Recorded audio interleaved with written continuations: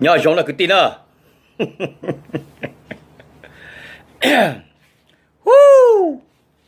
Mount State! Mount State! Ôi chà, nông nọ yo giống lo li nhiều xeo luôn lệ. Cú tây lù một tranh thì tiền nữa. Cú tư hải này hạt tiền lo li nhiều nó nè. Cú cởi tía lo là nè. Cú cởi tía UN Charter. Cú cởi tía cho rules of engagement laid down by the UN. Cú cởi tía NATO, Northern Alliance Treaty Organization. Bây tên nó báo cho Interpol. Nè. Nên không cứ cho nên họ agenda. Nên họ agenda. Cú tư hải này hạt tìa UN Charter nữa nè. Who is it run by? It run by the U.S. So the United Nations got shit.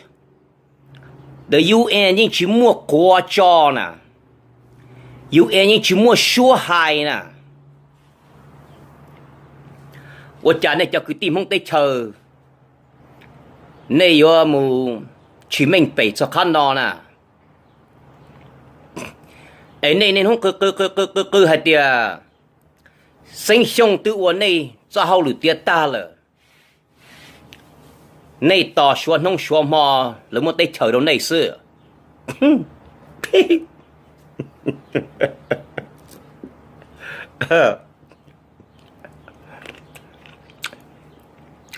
Ba chỉ tàu này là cứ tin à. Ôi chà. Bây hải mông nó nè. Ôi chà gì lao gì khao. Gì lao gì xá lao. Ôi tụi cho nó cho ua. Ôi chà luôn bây cho nó cho ua. Ôi chà. Bây hải mông yon chờ rồi đi nè. Này cho nên mình bề. Chỉ ba mốc nó chờ phơ xe. Giờ vì lý trà bây mong yon chờ. Ôi tụi cho luôn đi nè. Yêu cho chỉ tổng địa tê.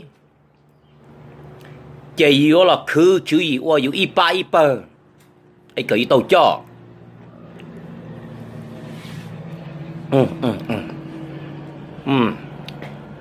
Hoài này. Ok nào đây nè. Ổn đây cơ yếu ôi tụi cho. Cơ yếu chủ ôi tụi chờ nè. Ổn đây cơ yếu chủ ổn đây cơ ôi tụi thơ cho. Để ý hải ninh. Để ý ba. Cơ yếu chủ yếu ý tụi thơ chờ nè. Giờ cơ chỉ bao chờ. Cơ yếu bố bao cho nè. Cứ tí. Lo lưu của hai lưu mì ca nè. For you to be a good father, you gotta be a good son. So how can you be a good father when you can't even be a good son? Đó là ấy này ba mong state nè. Cú tây lù một tranh thì tiền nè. Cú từ hai tiền này tới ua ba ua bờ. Này ở suy tranh nọ ua. Này ở suy tranh nhia. Một tranh là này cứ tỉ. Này tôi muốn bùa ya thế muốn tao giờ tờ là nè.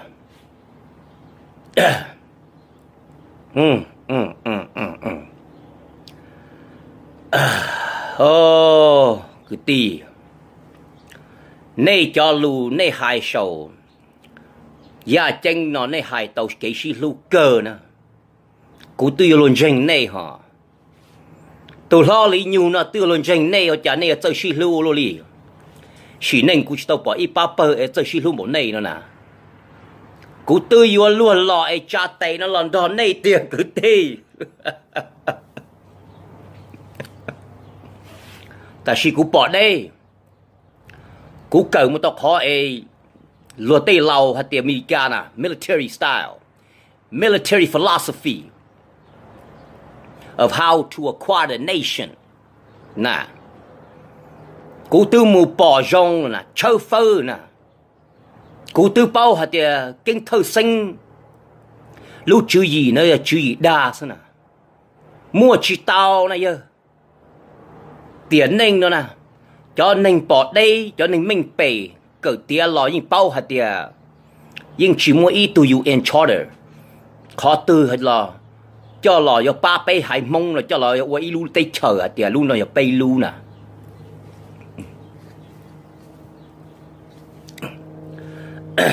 cú chỉ cho ninh xem nè dùng này kỳ chơi ninh nè giờ hai lu nằm bỏng cầu li ấy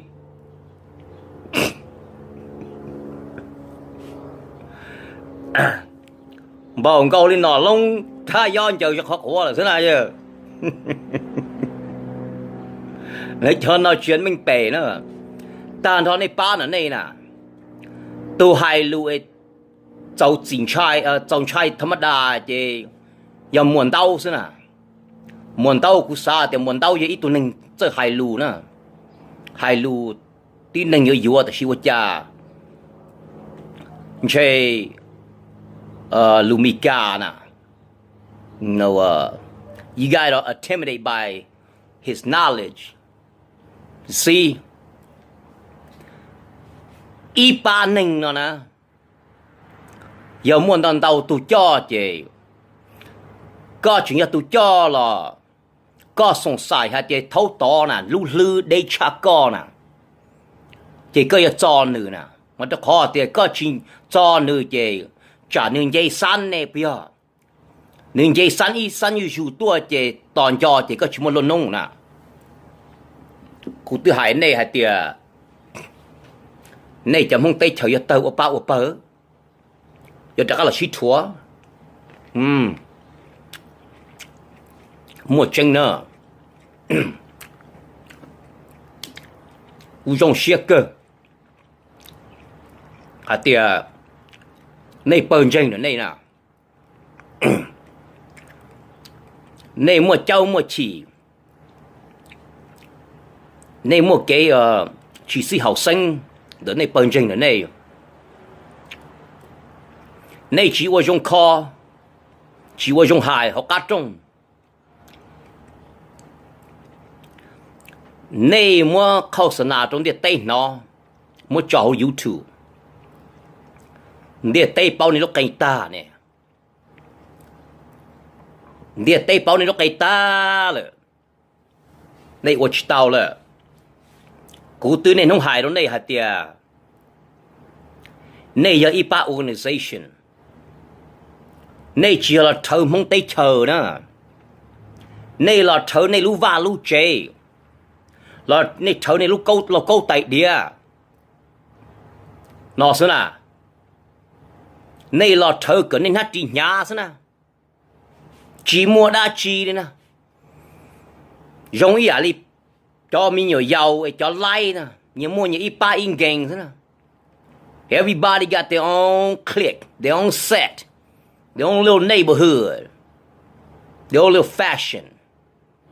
này cho nó này là chỉ bảo đây này là cho like nè nhiều mua nhiều pa nhiều pơ thế nè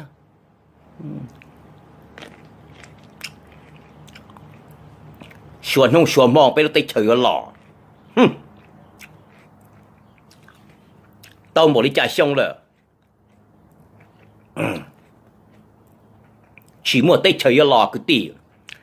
này cho cứ tỉ nhân đồ cô ca chùa này có mùa là bỏ nè lo thì nhu một cỡ tía lò nè cứ bao dùng cha nè bé tên nó chỉ hai lục pay nè cú chả thì hai lục pay cho khó thì yo pay thì cú mua là chùa cú hai lục có cho cứ tỉ bé hai mông nó nè cho chỉ mình bể hai tiếng ô cha dơ thâu mong mi cả lo lý nhu nè yo mu chua le ba mong stay hành lo li ở giờ dân chú lỡ là giờ vì lý cha ở giờ dân phụ dân ba là đó eo cha giờ sợ là chua dùng lý giờ cú giờ ít tụi mình bể theo cha giờ hai linh đó cú giờ là mà cái tỷ cú giờ này mình bể cú chưa sợ là kia này là chùa này nó khó mua giờ này mua phèn cả bọn chơi ta là chơi phải mỗi chút trước cho lần trừ từ bọn chơi cái này nó lù mà cho khó thì lo lý nhưng mỗi tụi chả nó nè cú tụi chả nó này tụi chả knowledge chủ trì thế nào chủ trì luôn địa tây nó nè cú một ly này bọn chơi cầm gà này luôn lư cái này tàu hạt tiền cho cứ tìm homestay nữa nè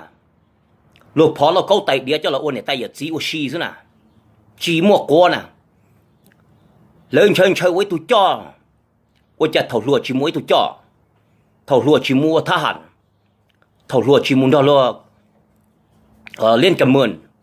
thầu lúa chỉ mua đo lúa cùng tây cùng tờ ấy rồi nó yêu lao rồi nè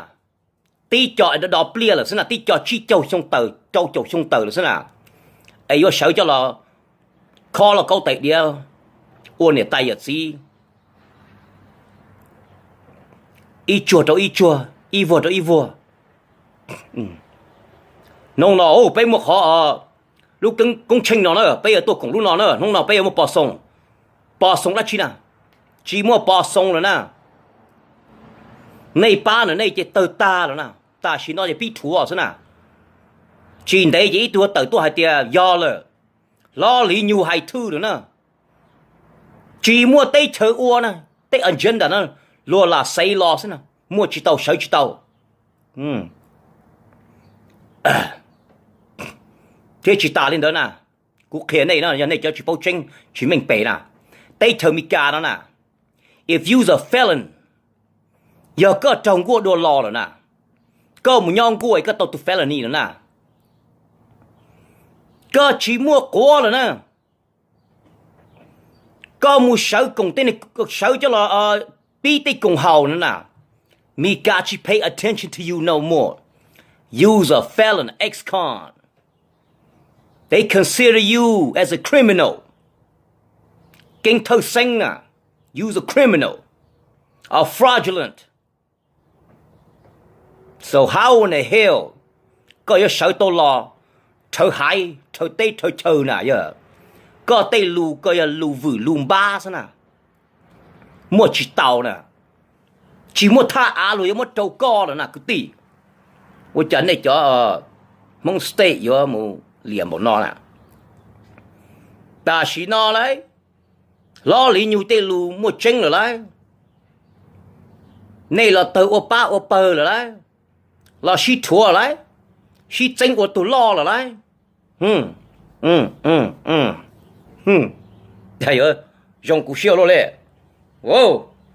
giờ cú hai thứ chỉ dùng xíu đấy cú kia này lao là từ trò chơi đùa to cho bỏ là câu tại địa mua nhiều lịch trả gì mình no mua nhiều lịch trả gì mình xí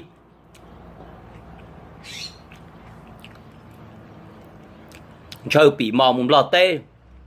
họ thì cho luôn câu nhóm lọt tên chơi tay không nhiệm cho đó là cả chi lần đó yêu tê sơ linh sinh giữ nhau yêu tê mi tu mi nhua cả chi by vacation by tuần nà tuần nông by nông dây chỉ cho khó là câu tẩy điện à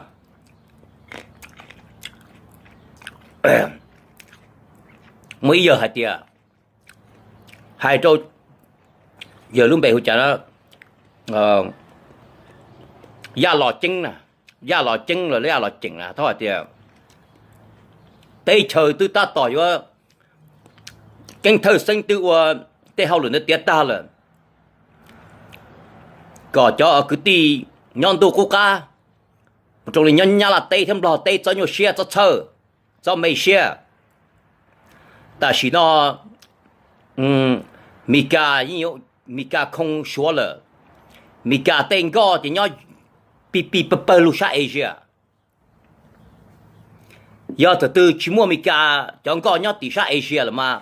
cho cứ tin nhớ tôi có mà trai mà tranh mà xem mê nơ thôi cho cười một chỗ luôn à chờ chỉ mua chó mua trò là Mika tên go in chủ nhỏ international water có bao giờ à có một sai TV ở bên nhà còn đây TVA sợ ở bên nhà lo Mikaซึ่งchỉ có hay lu vừa lùm ba lịch con này cái tỷ yên đây của tôi có to nèแต่สิ่งใดอ้อก็ให้รู้ก็ให้อยู่กี่รอดชอบเติร์ดไปจากที่ยังตุกกาดูชีวนะคือตีนะ The Philippines is under the U.S. umbrella so the U.S. Say military navy vessel has to be posted in their water okay Japanese is under U.S. umbrella okay Taiwanese is still under U.S. umbrella and the British umbrella. Indonesia is under U.S. umbrella.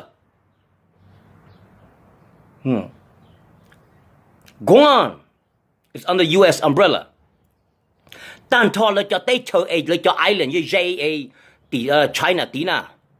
Even South Korea is under the U.S. umbrella. Cái đó chỉ có là cái tí. Có bao giờ cho the political of the U.S. the war you know nothing Lào cái chi Lào gia xong một đảo đà nó cho cái tí cả lấy bông khó tua nè Mika nó nè military strategy. They have to have their Navy fleet posted around the world in case whether it's peacetime or wartime. Ấy có bao giờ cái tỷ xong rồi ra đến đây mà chỉ một quảกูจะกัดตีละหายนั่นน่ะกูหายตัวในจะกตีหายเตียในจะกตีมงสเตย์น่ะหายตัวตอนนั้นมงยักกันดูน่ะอวนเต้ก็อย่าอีตุเธอจอน่ะก็อย่าช่วยอีตุเธอเจอน่ะก็chỉ baoเจอก็จอchỉ tàuอีหายหนึ่งน่ะ我哩有对老鹰下海啊con trai plua chỉ cho của tụi cho nè con trai tua chỉ cho của tụi cho nè con trai lùa chảy lùa chúa cho của tụi cho nè có share mày Lumika they are you sensitive có cho chỉ tàu nè ít tụi cho nó cho của share lo share đá cho plua nè cho lùa yo chảy nữa thủa nữ nữ cho trong đi cha là nữ lúc xuyên gian dành thế nào thầu tư nữ hai chê bỏng cầu đi xót tua thế nào hả ý tụ cho nó cho ua nó nè nữ chỉ muốn lúc xí hậu yo lần đó này xí cha xí chê á thầu tư của hai tia yes chê yes của hai no chê no thế nào hả lý nó yêu chứ thầu hai nữa mong hả do hai tiếng này ở ít họ organization trở lên Mika cho cái cho trai số chè yeah everybody has the right to voice their opinion everybody has the right to cast their vote but when it comes to political decision ấy thở hải ninh nè thở tây thở chờ nè military chỉ là cho cái tàu ngầu thế nào military mind ít tụ lưu tha hẳn nè tu cho chỉ là cho là cả tàu địa tây thế nào chỉ là cả tàu thở hải thế nào ấy này cho nên bữa thâu lâu nữa này nè tự đùa to ta xấu nè sầu trong ta rồi nè chuẩn to lò rồi là cái tỷ cho nên chỉ bỏ lên đây nè ấy này đó là lẩu đi va nó ấy đàn địa tây chỗ u trầu nó ấy cũng lo lý luôn chết tây lụt cho ta nó cũng được tiền này tàu bao bờ ta chỉ nó này tự chỉ bị thua rồi nè dòng cũng chết tiền nè này chỉ thua lo hay ha này chỉ tao chỉ lưu đi mà nó có tiền này tàu ở ba ở bờ là này chỉ là chỉ thua chứ này tự chỉ là điều ok này被摸路只是好了呢被摸可能塔接ok ấy cháu bu cần để tay bao被nó kề chỉ có dùng lịch dùng lịch là被妈妈塔把嘛是靠木nào từ từ là từ ô từ cho từ từ là từ từ yo cho từ no là từ no yo cho số đời sao tuổi nhẹ là thế này từ cho chỉ tàu nhẹ từ tuổi nhẹ chỉ tàu nhẹ từ một sầu nhẹ chỉ tàu nhẹ nè do chúng nè nông đó lo là nhiều cho hai nó trong đây thế nào cứ tin à cũng mình tàu chán tàu giặc cũng sao nó để thả chi cũng sai nó rằng này chọn chơi mua này chỉ cũng chia chỉ cũng bao hạt tiền you guys don't have no leader quality I mean leader qualities you know none of you fool have leader quality bây giờ muốn tàu chỉ là mua thầm đa sao the rest of you fool bunch of circus clown especially Steve Amore he's a snitch Steve Amore giờ các lông chơi mua sẽ của bao ta mong cái gì tụi mình cái gì tụi mình ở nát chua ấy là lông pin sơ he's a rat straight up rat everything you say everything you do I see it right through you you're a rat big time rat của bao thì cái tụi ấy rat him out cái bây giờ mình nhong qua rồi nè you know I'm from the streets I can tell I can read people I can read your face you know and straight up you're a goddamn rat but anyway quay đầu chính này chẳng muốn tới chờ nào còn đây nó này tự lo thì á này tự ít tôi tự lo hay thì lỡ đà xin chỉ muốn đá chi cho cũng cho luôn nó chắc tao muốn sáng à mong bây lử cũng ra đa hình nó cũng biết này nó ok do anh chúng hả giờ có nhong qua đồ lo rồi you got ex felony you're an ex con có một tay hậu lử thở nó chỉ tao rồi it's a rap what you guys doing right now is fraudulent it's a scheme salute